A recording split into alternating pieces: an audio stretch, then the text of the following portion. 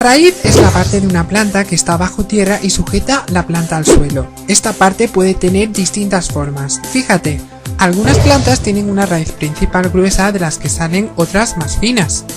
Otras plantas tienen muchas raíces de tamaño parecido y otras tienen raíces gruesas que sirven para almacenar alimentos, como la remolacha. El tallo es la parte de la planta que crece por encima del suelo y sostiene las hojas, las flores y los frutos. El tallo se suele dividir en varias ramas. Hay dos tipos diferentes de tallos, los leñosos y los herbáceos. Los tallos leñosos están formados por madera y son duros y rígidos. Se encuentran en los árboles y los arbustos. Los tallos herbáceos son blandos y flexibles y tienen color verde. Este tipo de tallo se encuentra en las hierbas. Presta atención. Los árboles tienen un tallo leñoso y grueso llamado tronco. Sus ramas son duras y nacen en la parte alta. Los arbustos, en cambio, tienen el tronco más corto que los árboles, por eso sus ramas nacen cerca del suelo. ¿Qué son las hojas? Las hojas son las partes verdes de la planta que nacen en el tallo. Están formadas por el peciolo y el limbo. El peciolo es la parte que une la hoja al tallo, y el limbo es la parte más ancha y plana de la hoja. Los árboles de hoja caduca son los que pierden sus hojas en otoño, como el fresno y el chopo. Otros árboles, como el pino o la encina, no pierden sus hojas a la vez, sino que las van cambiando poco a poco de manera que siempre tienen hojas. Son árboles de hoja perenne. Las hojas se pueden clasificar, fíjate. Según el borde encontramos hojas de borde liso, dentado o lobulado. Según la forma del limbo encontramos redondeada, ovalada, elíptica, lanceolada, triangular, acorazonada, palmeada, lineal o aguja.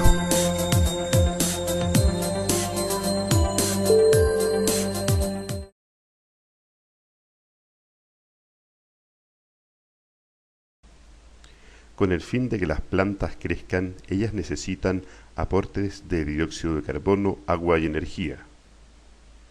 El proceso químico por el cual las plantas utilizan estos recursos para la fabricación de glucosa se llama fotosíntesis.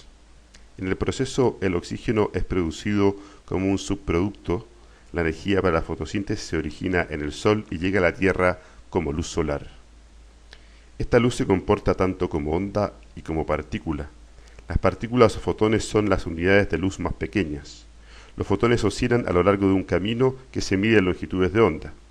La luz emitida por el Sol contiene los fotones y un amplio espectro de longitudes de onda llamado espectro electromagnético. Los organismos fotosintéticos utilizan solo una pequeña porción del espectro electromagnético llamado luz visible. Los organismos fotosintéticos contienen pigmentos que facilitan la captura de longitudes de onda de la luz en el rango de luz visible. El color del pigmento proviene de las longitudes de onda de luz reflejada. Las plantas son de color verde, ya que reflejan longitudes de onda de luz amarilla y verde. Las longitudes de onda de luz roja y azul son absorbidas por estos pigmentos y proporcionan energía que se utiliza en la fotosíntesis. Dentro de los organismos fotosintéticos eucariotas, también conocidos como fotoautótrofos, las reacciones químicas de la fotosíntesis se producen dentro de las células vegetales en estructuras especializadas, conocidas como cloroplastos. La fotosíntesis se compone de dos tipos de reacciones, las reacciones dependientes de la luz y el ciclo de Calvin. Dentro de los cloroplastos hay pequeñas estructuras con forma de disco llamadas tilacoides, que están rodeados por un espacio lleno de líquido llamado estroma. Las reacciones que sintetizan la glucosa, el ciclo de Calvin, ocurren en el estroma. Las reacciones dependientes de la luz ocurren en los tilacoides. Es aquí donde se inicia la conversión de energía luminosa en energía química. En la mayoría de los organismos fotosintéticos, los tilacoides contienen pares de fotosistemas llamados fotosistema 1 y fotosistema 2, que trabajan conjuntamente para producir la energía que luego utilizarán en el estroma para la fabricación de los azúcares. Los fotosistemas de los tilacoides constan de una red de moléculas de pigmento, accesorio y clorofila, las moléculas que absorben los fotones de la luz. Dentro de las moléculas de pigmento, la energía lumínica absorbida excita a los electrones a un estado superior. Los fotosistemas canalizarán la energía de excitación recolectada por las moléculas de pigmentos a un centro de reacción que constituye de una molécula clorofila alfa asociada a proteínas que luego pasará a los electrones a una serie de proteínas localizadas en la membrana del tilacoide. Los fotones de luz inciden en los fotosistemas 1 y 2 al mismo tiempo. Vamos a examinar lo que sucede con los fotones que inciden al fotosistema 2 en primer lugar. Los electrones energizados son pasados desde el centro de reacción del fotosistema 2 a la cadena de transporte de electrones. Los electrones perdidos por el fotosistema 2 se sustituyen por un proceso llamado fotólisis, que consiste en la oxidación de una molécula de agua produciendo electrones libres y gas oxígeno. Si bien este gas es un subproducto de la fotosíntesis, también es un ingrediente importante para las vías de la respiración celular. A medida que los electrones pasan a través de la cadena de transporte de electrones, la energía de los electrones se utiliza para bombear iones de hidrógeno desde el estroma al tilacoide, creando un gradiente de concentración.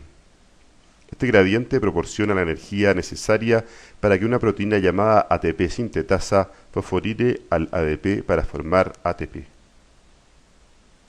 Los electrones de baja energía que abandonan el fotosistema 2 son transportados al fotosistema 1. En el fotosistema 1, los electrones de baja energía son reenergizados y pasan a través de una cadena de transporte de electrones en la que se usan para reducir al transportador de NADP a NADPH. Cuando el cloroplasto está recibiendo un suministro constante de fotones, las moléculas de ATP y NADPH están siendo rápidamente proporcionadas a las vías metabólicas en el estroma. Por lo tanto, el ATP y el NADPH formado durante las reacciones dependientes de la luz se utilizan en el estroma para aportar energía a las reacciones del ciclo de Calvin.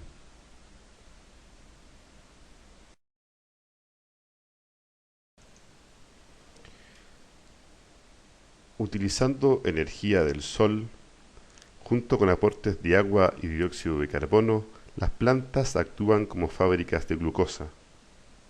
Los organismos fotosintéticos son los principales productores de glucosa en el planeta. También producen oxígeno como subproducto y así sirven como una base para la vida, suministrando alimento y oxígeno para las cadenas alimentarias complejas tanto en la Tierra como en los océanos.